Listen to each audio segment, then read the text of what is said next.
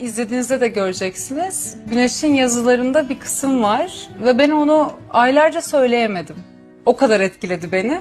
İş bitti, ben bir ay sonra anca o cümleyi söyleyebildim. En etkilendiğim yer benim Kapadokya ve Kapadokya sahneleri oldu.